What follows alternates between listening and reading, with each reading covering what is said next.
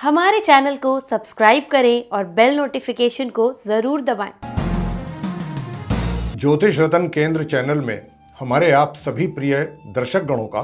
बहुत बहुत हार्दिक स्वागत और अभिनंदन। मेरे प्रिय साथियों, मैं हूं आचार्य पंडित सर्वदानंद शर्मा और आज आपके लिए एक इतना इम्पोर्टेंट विषय मैं लेकर के आया हूं कि उसकी जानकारी जो मैं देने जा रहा हूं अब आपको उससे संबंधित, ये आपके लिए बहुत ही लाभकारी हो सकती है, आपके लिए बड़ी काम की इन्फॉर्मेशन हो सकती है ये, क्योंकि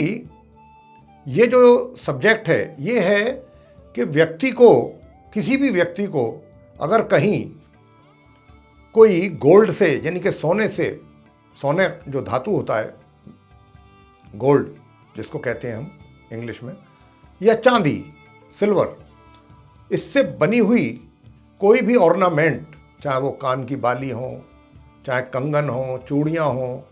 रिंग हो, कोई भी बनी वस्तु, मतलब कोई भी ऐसी चीज़ हो, ऑर्नामेंट हो सोने या चांदी से, और ये किसी को जब प्राप्त होती है, किसी की तो खो जाती है चीज़ कई दफ़ा, और किसी की जो है वो, किसी को भी ये मिल जाती है। कहीं जा रहे हैं, रास्ते में कोई अंगूठी पड़ी मिल गई, या कुछ और सोने का कोई आइटम मिल गया, या चांदी का कोई आइटम मिल गया, तो क्या होता है कि अब ये, क्योंकि सोना और चांदी चीज़ ऐसी है कि अगर आम तौर पे व्यक्ति को ये कहीं मिल जाए आते जाते बाहर या सफ़र करते हुए, तो वो ये सोचता है, क्योंकि ये बहुत वैल्यूएबल है, इनकी काफ़ी कीमत होती है मार्केट में, तो वो बड़ा खुश होता है ऐसा व्यक्ति कि भाई मुझे गोल्ड की ये चीज़ मिल गई, और वो खुशी खुशी बिना किसी को बताए चुपचाप अपनी पॉकेट में रख करके घर ले आता है और खुश होता है कि मुझे देखो आज गोल्ड मिल गया या चांदी की ये चीज़ मिली है। तो मैं प्रिय साथियों, इसी विषय पर आपको जानकारी देने जा रहा हूँ, क्या कि कोई भी सोने या चांदी से बनी कोई भी ऑर्नामेंट, चाहे वो कंगन हो, चाहे वो बाली हो कान की, या रिंग हो, या चूड़ियाँ हो, या पजेब हो, कुछ भी चीज़ हो, ये आपको अगर कहीं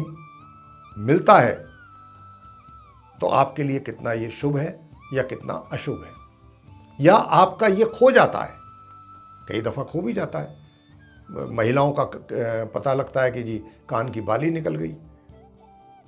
या कुछ और आइटम कोई मिस हो गया। तो इस तरीके की जो है घटनाएं होती रहती हैं आमतौर पे जीवन में व्यक्तियों के,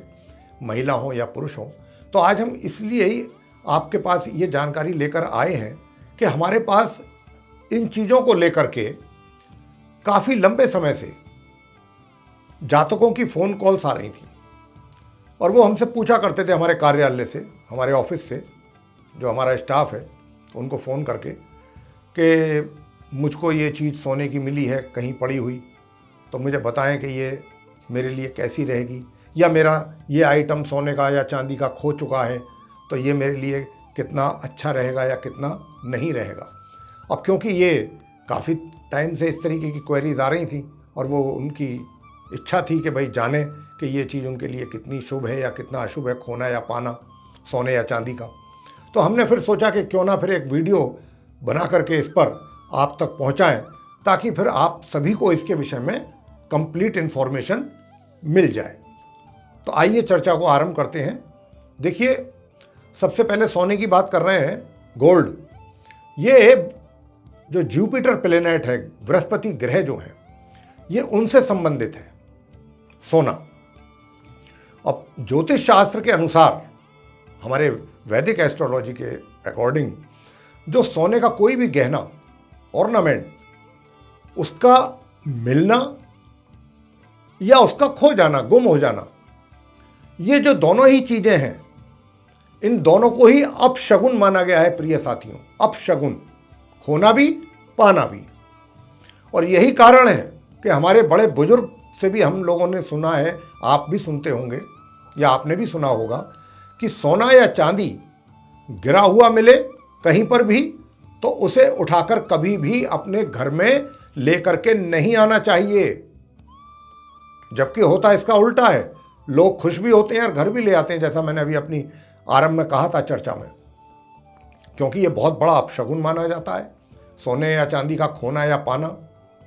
तो इसको कभी भी अगर आपको ये कहीं मिलता है तो कभी इसको खुश ना हो प्राप्त करके, और कभी ऐसी धातु को किसी भी सोने या चांदी से बनी कभी घर में लेकर के बिल्कुल ना आए। दरअसल हमारे ज्योतिष शास्त्र में सोने का संबंध, जैसा मैंने कहा, कि गुरु बृहस्पति से है, और यह बताया गया है कि ऐसे में सोना गुम होने पर, जीवन पर सोना खो जाने पर गुरु ग्रह का बहुत अशुभ प्रभाव आपके जीवन पर मिलना आरंभ हो जाता है, चाहे आप लेकर के आए हैं या आपका खो गया है। तो समझ लीजिए कि गुरु के अशुभ प्रभाव अब आपके जीवन में आरंभ होने वाले हैं। तो इसीलिए यही उचित होगा कि अगर कहीं आपको सोना कहीं मिलता है या चांदी या सोने या चांदी से बनी कोई इस धातु से बनी कोई ऑर्नामेंट, चाहे वो कोई भी चीज़ है, उसको जब वो मिलता है आपको,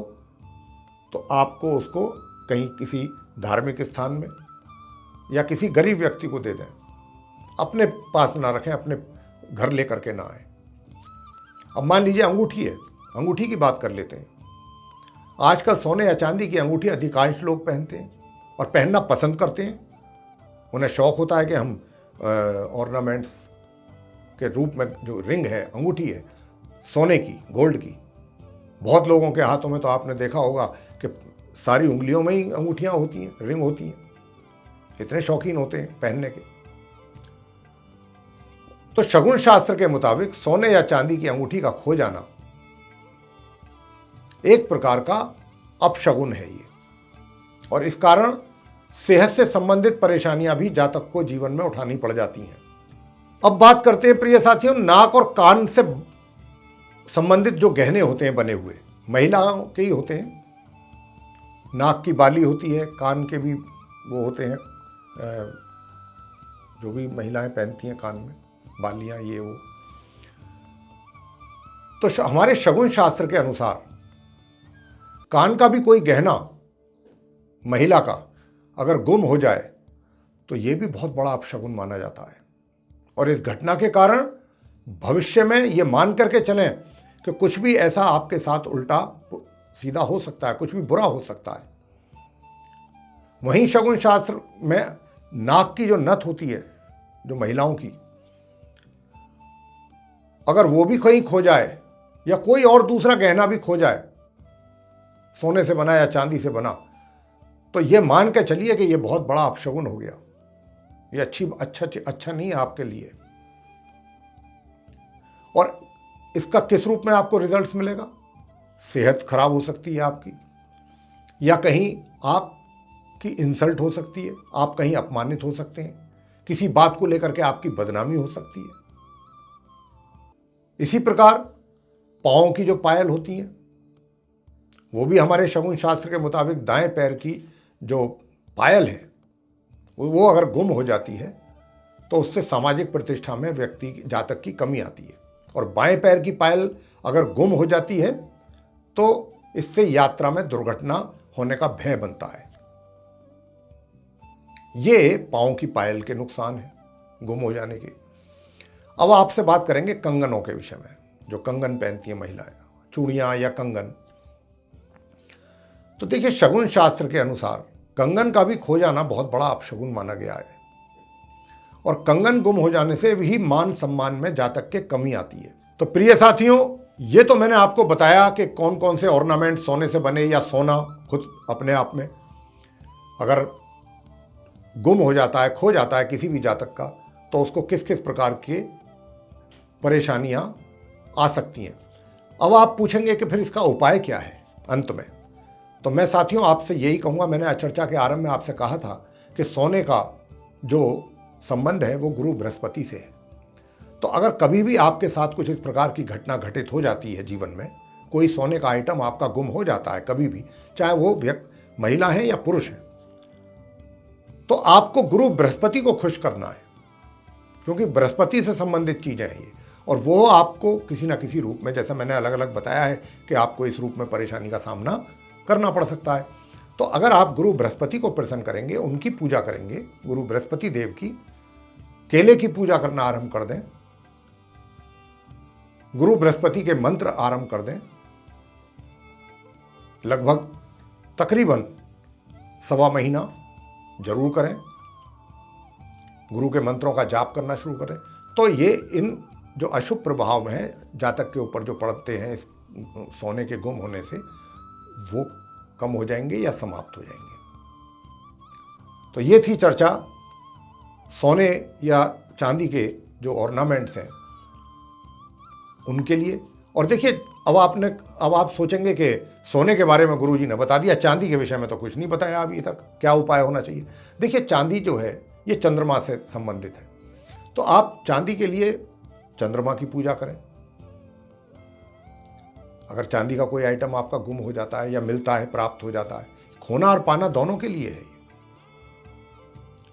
तो आप चंद्रमा देवता की पूर्ण रूप से पूजा करें, उनके मंत्रों का जाप करें, भगवान शंकर जी की पूजा करें, क्योंकि चंद्रमा का वास है भगवान शंकर जी के मस्तिष्क पर। उनको आप दूध चढ़ाएं शिवलिंग पर। यही उपाय हैं, बहुत साधारण उपाय हैं, आप करें 1.25 महीने तक, तब जाकर के आपकी जो ये अशुभ प्रभाव हैं उनमें कमी आएगी या वो समाप्त होंगे। तो मेरे प्रिय साथियों, ये जानकारी जो हमने अभी आपको दी है, हम उम्मीद रखते हैं कि आपको इससे बड़ा लाभ होगा और ये जानकारी आपके बहुत काम की जानकारी होने वाली है सिर्फ। तो इसी के साथ बहुत बहुत धन्यवाद। जय माता दी।